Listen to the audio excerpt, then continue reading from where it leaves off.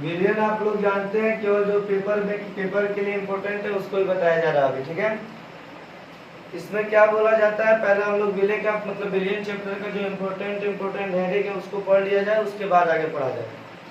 देखिए इसमें सबसे पहले हम लोग देखेंगे कि विलियन में जानते ही हो विलियन के कितने अंग होते हैं, 2 अंग होते हैं, एगो विले एगो विलायक। एक विले होता है और एक क्या होता है, विलायक। हम परिभाषा नहीं ज्यादा बताएंगे। विलियन क्या बोला जाता है, 2 या 2 से अधिक पदार्थों के समांगी मिश्रण को विलियन कहते हैं। विलियन में विले होता है और विलायक होता है जिसकी मात्रा कम होती है, वो विले होता है। जिसकी मात्रा अधिक होती है उसे हम विलायक बोलते हैं, ठीक है।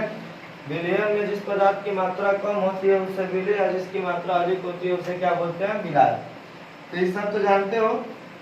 देखो डायरेक्ट न्यूमेरिकल की हम तैयारी करा रहे हैं। जहां विले रहेगा उसके जहां हम ए लिखेंगे तो याद रखिएगा कि विले है, और जहां बी लिखेंगे वहां पर विलायक। याद ये क्या रखना, ए रही तब विले, बी रहेगा तो विलायक। इसमें सबसे पहले हम देखेंगे मोल को हम एन से व्यक्त करते हैं, W/M। W/M माने भार बटा अनुभार, द्रव्यमान बटा मोलर द्रव्यमान, कणों की संख्या बटा अवगाद्रो की संख्या, ठीक है। अवगाद्रो नंबर ये सब जानते हैं आप लोग। तो हमको 11 के लिए नहीं पढ़ना, 12 के लिए, पेपर के लिए वही N बराबर W/M, जहाँ ये आपका भार होता है और ये आपका अणुभार होता है। अणुभार को इसमें हम लोग मोलर द्रव्यमान के नाम से जानते हैं। क्या बोलते हैं, मोलर द्रव्यमान। मोलर द्रव्यमान से क्या करते हैं, तो परिभाषा मोल की समझ में आ गई होगी। अब तभी आप लोग पहले पढ़ चुके हैं, इसमें केवल हम पेपर के लिए तैयारी करा जाएगा। 15 सितंबर से अंसार रोज मतलब केमिस्ट्री का 3 दिन और 3 दिन फिजिक्स का अंसार डाला जाएगा। N बराबर W/M, भार बटा अणुभार, या उसके बाद होता है द्रव्यमान बटा मोलर द्रव्यमान, कणों की संख्या बटा अवगाद्रो की संख्या। इसके बाद देखिए मोल। तो सबसे पहले हम लोग पढ़ेंगे मोलरता क्या होता है। परिभाषा बोलोगे कि 1 लीटर विलियन में उपस्थित, इंपोर्टेंट है, परिभाषा पूछते हैं, इस पर न्यूमेरिकल भी आता है। 1 लीटर, देखिए 1 लीटर विलियन में उपस्थित विले के मोलों की संख्या को, 1 लीटर विलियन में उपस्थित विले के मोलों की संख्या को हम लोग क्या बोलते हैं, मोलरता कहते हैं। मोलरता को कैपिटल M से व्यक्त किया जाता है। 1 लीटर विलियन में उपस्थित विले के मोलों की संख्या को मोलरता कहते हैं। तो बताइए कि मोलरता बराबर क्या होगा, तो विले के मोलों की संख्या बटा विलियन का आयतन होगा। लीटर है तो आयतन होगा ना, विलियन का आयतन। विलियन का आयतन किसमें होगा, लीटर में। अच्छा ये बताओ विले को हम A से व्यक्त करेंगे कि B से, तो A से। तो यहाँ से बताइए कि होगा कि नहीं होगा, N बटा V लीटर में। A रही तो B ले, B रही तो विलायक। तो कैपिटल M इक्वल टू, बात सुनो, N बराबर W/M। तो यहाँ से क्या हो जाएगा, WA बटा MA इंटू 1 बटा V लीटर में। ये मोलरता का सूत्र मिला। या अच्छा ही बताइए M इक्वल टू WA बटा MA। 1 लीटर में कितना मिलीलीटर होता है, 1000 ना। तो यहाँ से हो जाएगा मिलीलीटर में। इस पे न्यूमेरिकल रट लीजिएगा इस फॉर्मूले को। केवल मोलरता का सूत्र याद किए तो आपका अणुसंख्य गुणधर्म ऐसे ही तैयार हो जाएगा। इतना समझ में आ गया होगा कि 1 लीटर विलियन में उपस्थित विले के मोलों की संख्या को मोलरता कहते हैं। इसे कैपिटल M से व्यक्त करते हैं। फार्मूला होता है W, यही से याद रखिएगा, विले के मोलों की संख्या बटा विलियन का आयतन। जहाँ A रही विले, जहाँ B रहेगा विलायक, है ना। 13 बटा N आपका मोलों की संख्या है ना। उसके बाद हम लोग क्या इसका मात्रक बनाइए, यूनिट क्या होगा इसका, तो बताइए मोल है ना। आयतन का मात्रक क्या होता है, लीटर, मोल प्रति लीटर। या नहीं बुझाएगा तो केवल कैपिटल M लिख लीजिएगा। अब हम लोग दूसरा पढ़ेंगे मोलरता। क्या पढ़ेंगे, मोलरता। मोलरता विलायक में उत्पन्न होता है, ये आयतन पर और ये विलायक पर। क्या बोलोगे, 1 किलोग्राम विलायक में उपस्थित 1 किलोग्राम विलायक में उपस्थित 1 किलोग्राम विलायक में उपस्थित विलेय के मोलों की संख्या। 1 किलोग्राम विलायक में उपस्थित विलेय के मोलों की संख्या को मोलरता कहते हैं। इसे स्मॉल m से व्यक्त करते हैं। तो बताइए कि स्मॉल m बराबर क्या मिलेगा? विलेय के मूल बटा में विलायक का भाग या विलायक का द्रव्यमान। ठीक है, विलायक का भाग या द्रव्यमान लिख लीजिए। विलायक का द्रव्यमान क्या हो जाएगा? किलोग्राम। ठीक है, अच्छा ये बताओ विलेय के मोल को Na से व्यक्त करोगे। विलायक का द्रव्यमान W अनुभार भार है, वही इसको द्रव्यमान बोलेंगे। तो विलायक के लिए B लिखोगे ना, तो यहाँ से क्या हो जाएगा? WB। तो M इक्वल टू क्या हो गया जी? Na के जगह पर WA बटा Ma लिख दोगे ना। N की जगह यहाँ पर W बाई M, N बराबर W by M।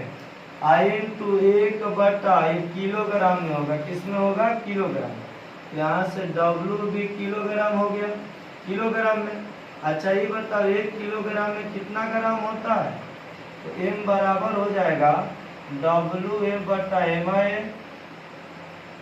I into 1000 बटा WB। ये किस में हो जाएगा? ग्राम में। ये आपका मोलरता का होता है। दोनों में अंतर समझ में आ गया होगा। मोलरता क्या होता है? तो लीटर 1 लीटर मिलियन में उपस्थित होता है, मोलरता 1 किलोग्राम विलायक में उपस्थित। अब हम लोग पढ़ेंगे मोलरता तथा मोलरता में संबंध। मोलरता तथा मोलरता में संबंध।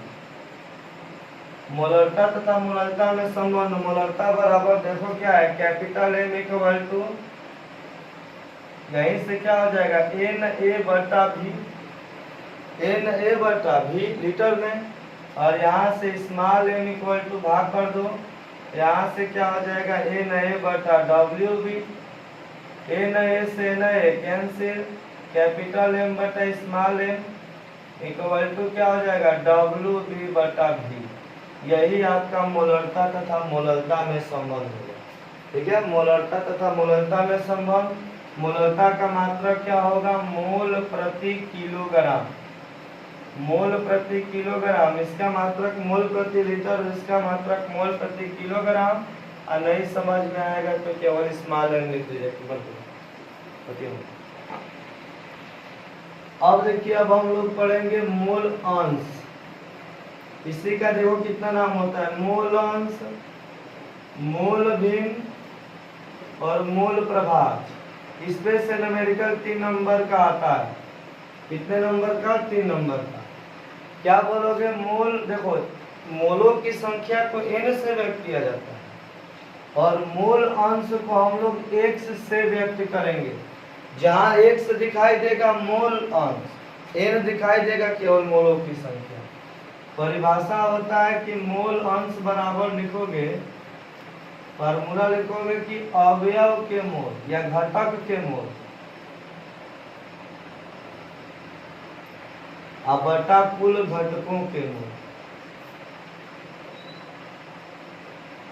परिभाषा बोल दोगे कि विलयन में उपस्थित घटक के मोल तथा कुल घटकों के मोलों की संख्या के अनुपात को मूल अंश कहते। बांटा रहे तो अनुपात।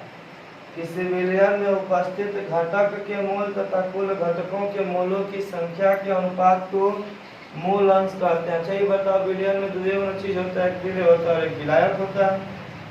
यदि हमको निकालना होगा विलेय के मोल अंश, विलेय का मूल अंश, तो विलेय का मूल अंश, तो मूल अंश को a ना हो जाएगा। जहाँ a रहेगा उसको हम विलेय पढ़ेंगे। अच्छा ये बताओ, तो विलेय का मूल बटा, यहाँ से क्या होगा? तो विलेय का मूल अंश निकालना है तो विलेय के मूल बटा विलयन का मूल। विलयन में दो चीज है ना, विलेय और विलायक। XA इक्वल टू, बताइए विलेय के मूल Na हो जाएगा। विलयन में क्या है? Na plus NB। विलयन में दोनों ना है, विलेय और विलायक। तो ये समीकरण नंबर आपका 1 हो गया। X equal to Na/Na plus Nb। इसी प्रकार विलायक का यदि आप निकालना चाहते हो, देखो जहाँ n है विलेय है, जहाँ x है विलायक, जहाँ n है मोल की संख्या, जहाँ x है मोल प्रभाज। विलायक का मोल अंश इसी प्रकार क्या हो जाएगा, x भी निकलबर तो ऊपर विलायक ना हो जाएगा, अब बटा Na प्लस Nb समीकरण नंबर 2। अच्छा ये बताओ समीकरण 1 प्लस समीकरण 2 से एक्स ए प्लस एक्स बी, एलएचएस को एलएचएस में जोड़ा जाता है, आरएचएस वाले को आरएचएस में, तो एन ए बटा N A plus N B, देखिए नीचे वाला दोनों बराबर है, ऊपर वाला जुड़ जाएगा कैंसिल, बचा एक, एक्स ए प्लस एक्स बी बराबर 1, अर्थात किसी विलयन में उपस्थित विलेय और विलायक के मूल प्रभाज का योगफल सदैव इकाई होता है। किसी विलयन में उपस्थित विलेय तथा विलायक के मूल प्रभाज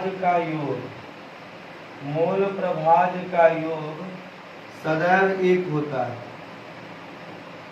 ये इसलिए निकाला गया, यदि आप न्यूमेरिकल करते हो विलेय और विलायक का निकालते हो, विलेय न्यूमेरिकल कराया जाएगा, न्यूमेरिकल इस पे कराया जाएगा, कल न्यूमेरिकल लेकर आएंगे, नहीं तो हम 15 सितंबर से फिजिक्स और केमिस्ट्री का साल स्टार्ट करेंगे, है ना। 15 सितंबर से डाला जाएगा वीडियो हर साल का। तो देखिए दोनों का, यदि दोनों का मूल प्रभाज निकाल दिए और दोनों का जोड़ यदि एक आ गया तो आपका आंसर सही है, और यदि ज्यादा अंतर आने लगा तो आपका आंसर गलत है, यदि एक नहीं आएगा तो किसी विलयन में उपस्थित विलेय तथा विलायक के मूल प्रभाज का योग सदैव क्या होता है, एक।